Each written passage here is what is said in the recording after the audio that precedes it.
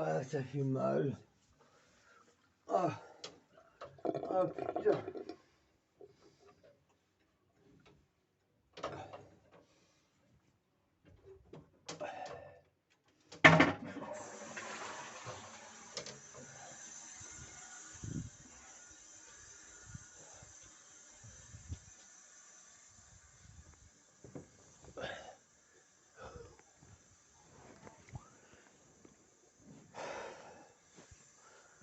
Voilà, bonjour.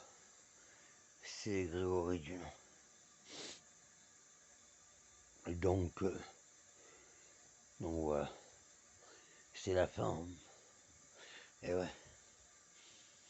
Et ouais, les varices œsophagiennes qui vont finir par éclater. Je peux dire alhamdoulilah aujourd'hui ou pas. Non, j'ai bu de l'alcool. J'ai bu un verre de belé. Un.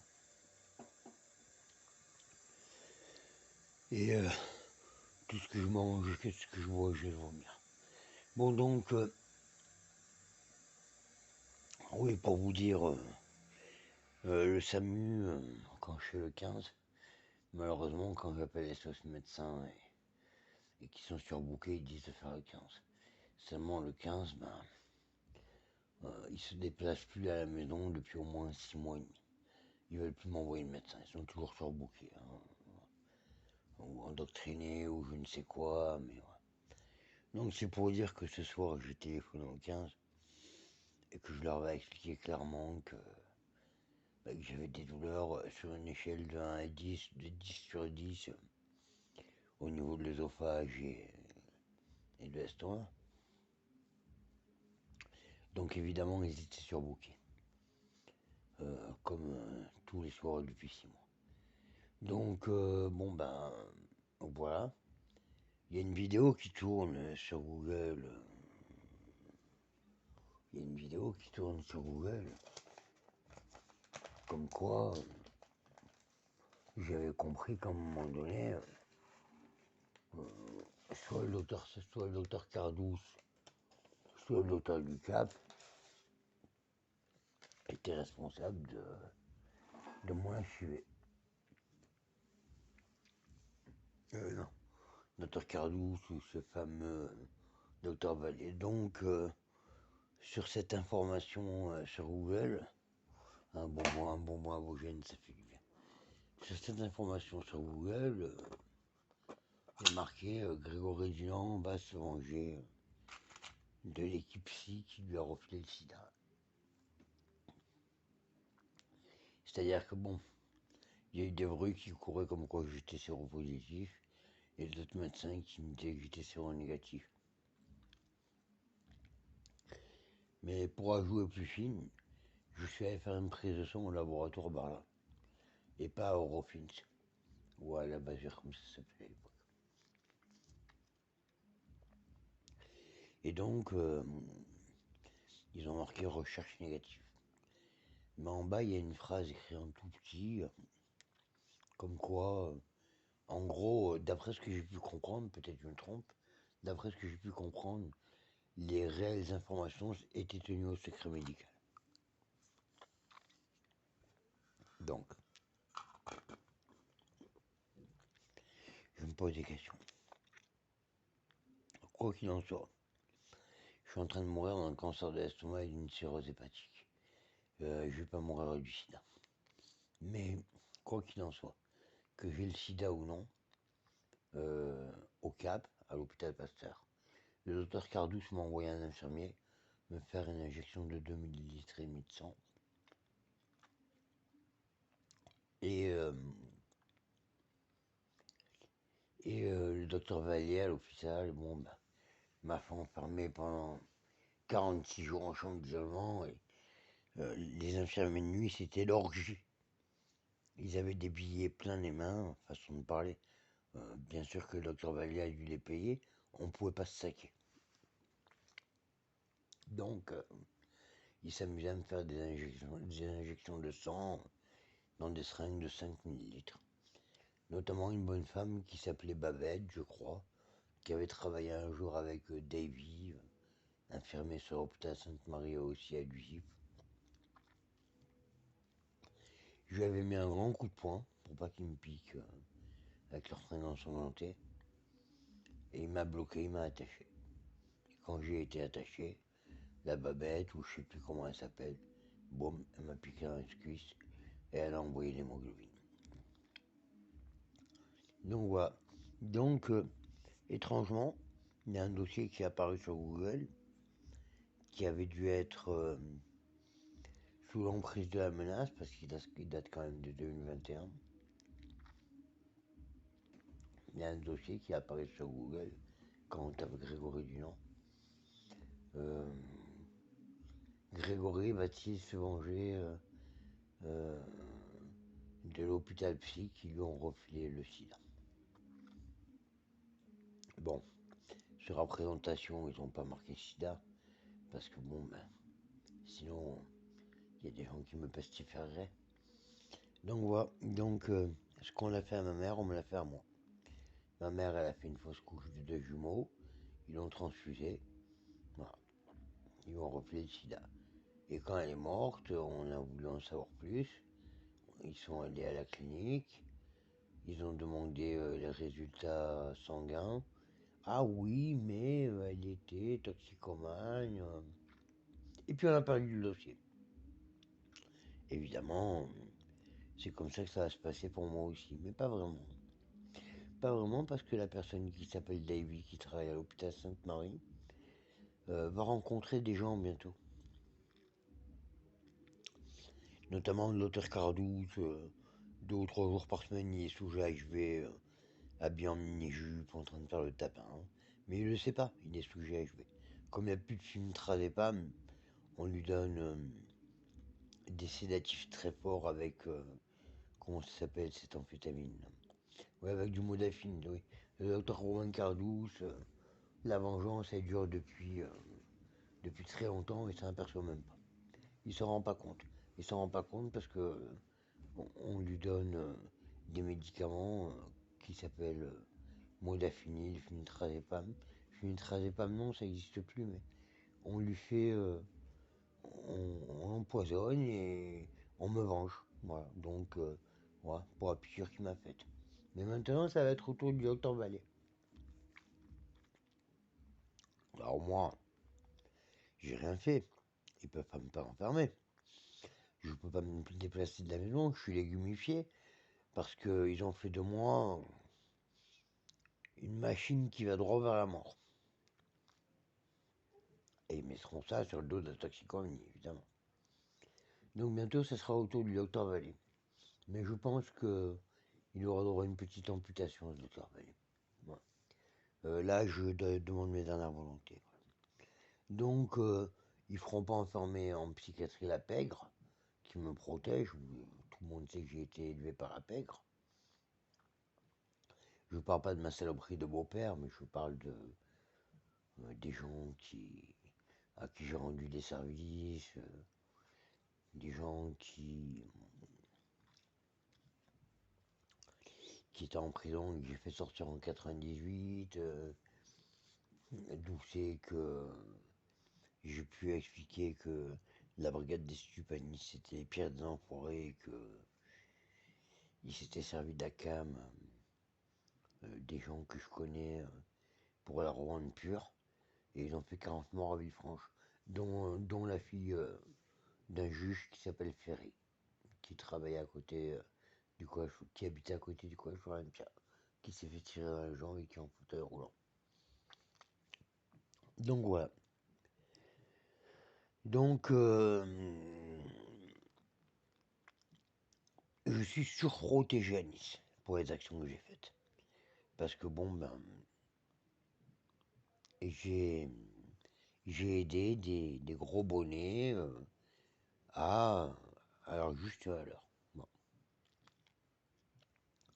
Il n'y avait pas de raison qu'on enferme ces gros bonnets alors que c'est la brigade des stupes qui s'est servi du produit sans le couper en le revendant pur et qui a fait 40 morts à Villefranche. Revenons-en à nos moutons. Donc à l'hôpital Sainte-Marie, il me faisait des piqûres ensanglantées, d'hémoglobine. Et puis là, il y a quelques temps, depuis 3 jours, il y a un article qui apparaît sur Google où c'est qu'ils ont dû faire des recherches. Il y a eu des, il y a eu des messages. Ils ont dû faire des recherches approfondies. Et bien entendu, c'est clair que je suis séropositif. Je m'en doutais, mais j'étais pas sûr.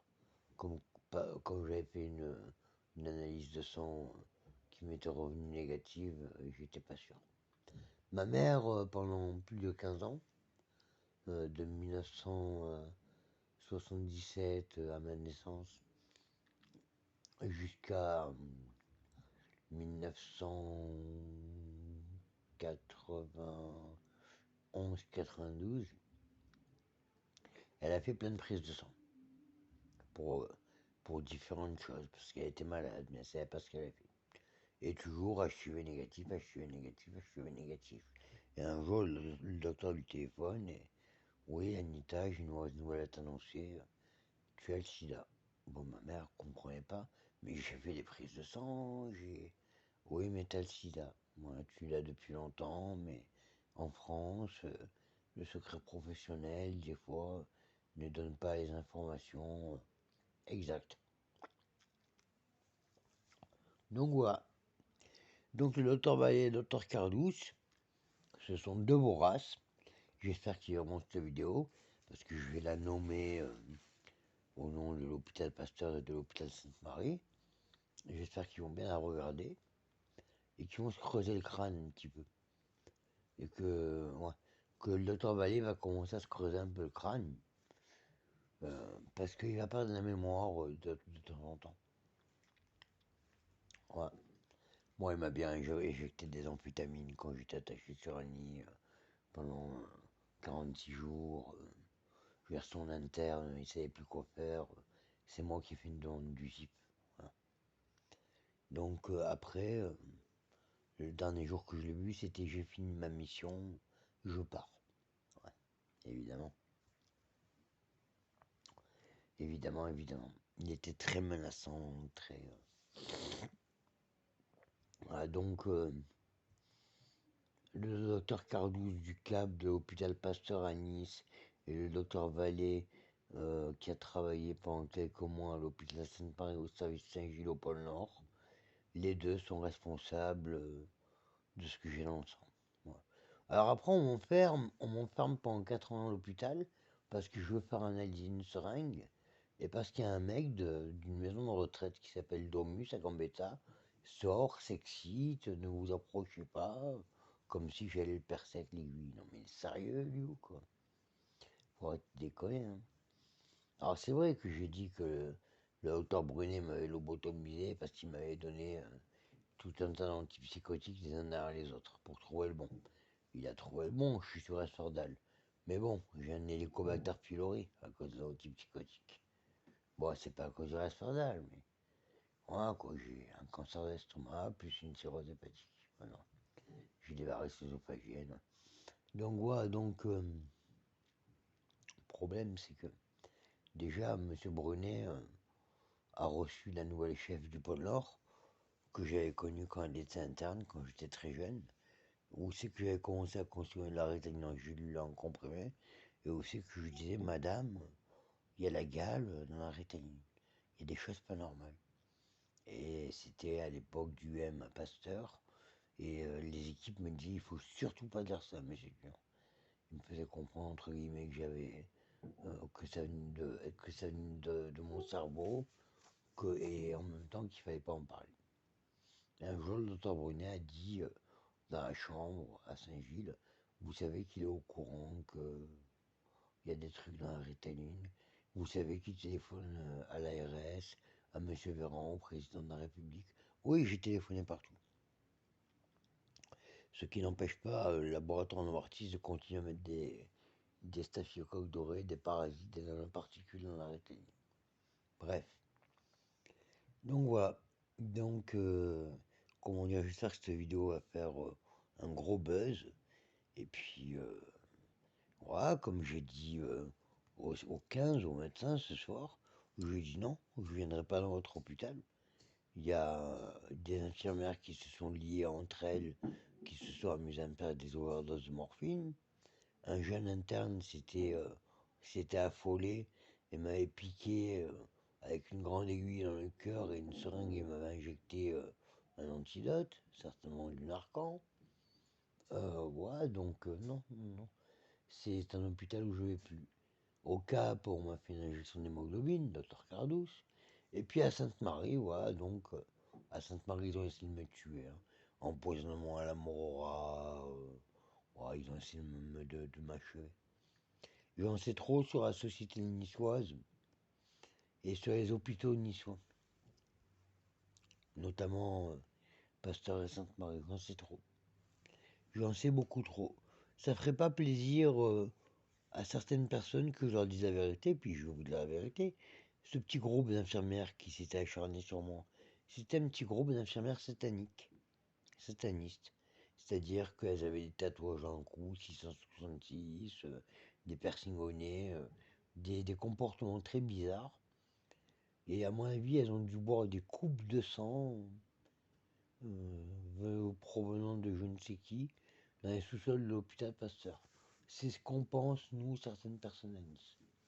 Donc, dans les sous-sols de l'hôpital Pasteur, il est possible qu'il y ait des rituels sectaires. Bref. Voilà, voilà, quoi. Donc, bah, écoutez, peut-être je vais mourir cette nuit, hein. Voilà, il était surbooké, il m'a dit le médecin. Je lui ai dit oui, mais vous êtes surbooké, ça fait 6 mois que vous êtes surbooké tous les soirs, depuis 6 mois, tous les soirs vous êtes surbooké. Oh, surbooké. Je vous envoie une ambulance? Non. Je lui ai dit non, non, je mourrai à tête haute. Donc voilà. Donc je peux plus me nourrir. Euh, le Bélèze, ça me fait pas de mal, c'est un alcool qui me fait pas trop de mal. Le lait, ça me fait pas de mal. Voilà, le Bélèze et le lait, ça me fait pas de mal. C'est à base de crème, ça me fait pas de mal. Donc si je bois du Bélèze, bien entendu, c'est que les doses de morphine qu'on me donne ne sont pas assez fortes. Bon, après, je vais quand même parler de moi et il faut se résilier dans la vie, hein. Je suis plus toxicomane, j'ai pris conscience du danger, mais rarement, même très rarement, j'ai mal. Très rarement, je me fais une injection, hein. Avec du matériel stérile, ça reste une injection. Et puis après, pendant une semaine ou 10 jours, voilà, tranquille, sur mon clic-clac, avec mon chat, parce que j'ai un chat. Et je suis super heureux avec lui. Mais le chat, il est super heureux avec moi aussi, mais quand il me voit dégueuler, quand il me voit mal, ben le chat, il miaule, il est pas... Il a peur. Voilà. Le chat, il a peur et les médecins, ils s'en foutent. Euh, je crois que la seule équipe médicale à Nice qui a le serment d'Hippocrate, c'est SOS Médecins. Ouais, c'est les seuls qui se déplacent. C'est les seuls. À un moment donné, ils se déplaçaient plus.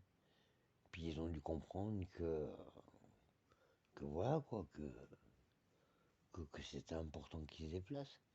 Ouais. Donc voilà. Ma mère est morte à la maison, elle n'est pas morte à l'hôpital, hein. Elle voulait pas aller à l'hôpital, hein. Moi, je veux dire, ils l'ont empoisonné. Elle voulait pas mourir à l'hôpital, alors qu'ils l'ont empoisonné à l'hôpital. Donc moi, c'est pareil. Je vais mourir à tête haute. Et ma mère, elle pesait 20 kilos avant de mourir. Elle a souffert. Donc son docteur, mon docteur de famille, quand j'étais petit, quand j'étais gamin, bon, bah, ils l'ont euthanasié, hein, parce que elle en pouvait plus. Elle supportait, la morphine n'était pas assez dosée. Voilà. À la fin, je crois qu'elle était sous fentanyl, et même le fentanyl ne lui faisait plus d'effet. Hein. Fentanyl ou autre chose, je sais plus, mais pas du scanner, encore autre chose. Donc voilà, donc c'était pour vous dire que, eh ben, l'hôpital Pasteur et l'hôpital Sainte-Marie m'ont tué. Voilà. Alors moi, bien sûr, j'ai le sourire, mais c'est pas marrant parce que je souffre. Évidemment, au docteur ce soir, je lui ai dit, ben, vous pouvez me faire le vaccin du sida si je viens.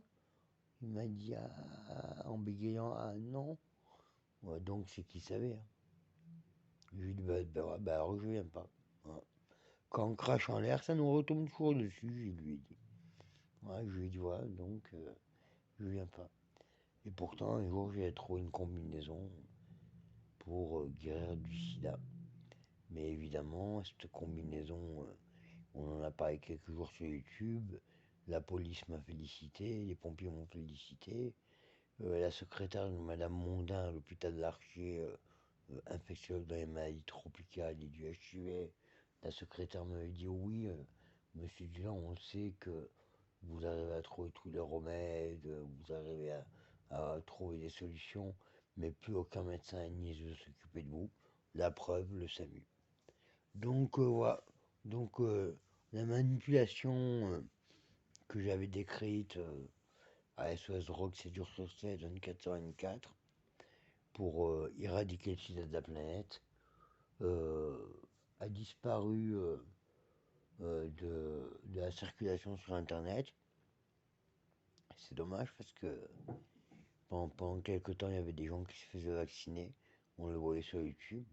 Et c'était pas un vaccin ARN. Non, non. C'était un truc qui avait un rapport avec la rétaline. Bref. Voilà quoi. Bon, bah écoutez, je vous laisse. J'ai assez parlé comme ça. Et puis j'espère que le docteur Carlou et le docteur Vallée vont arrêter de se défoncer au mois d'affilée, hein. On a besoin d'eux, hein. Il faut en soigner des gens. Hein. Il faut qu'ils créent des vaccins maintenant. Il faut qu'ils arrêtent de se défoncer au mot diodal, quoi. Je veux dire, docteur Carlou, 5 jours sur 2, au mot diodal, habillé en mini-jupe maquillée avec des vidéos qui circulent un peu partout. Bah ouais, bah il m'a fait du mal. Bah ouais, bah j'ai été élevé par la pègre. Bon, je mets mon beau-père de côté, mais moi, je suis protégé. Donc, quand docteur Cardous, excusez-moi, mais votre confrère qui s'appelle Robin comme vous, ben, il m'a sauvé la peau. Grâce à lui, je suis plus alcoolique. Mais c'était Robin, pas Cardous. Voilà, donc, docteur Cardous, excusez-moi, mais moi, je vous soigne au modiodal. Voilà. Comme vous travaillez la nuit, je vous soigne au modiodal. Voilà.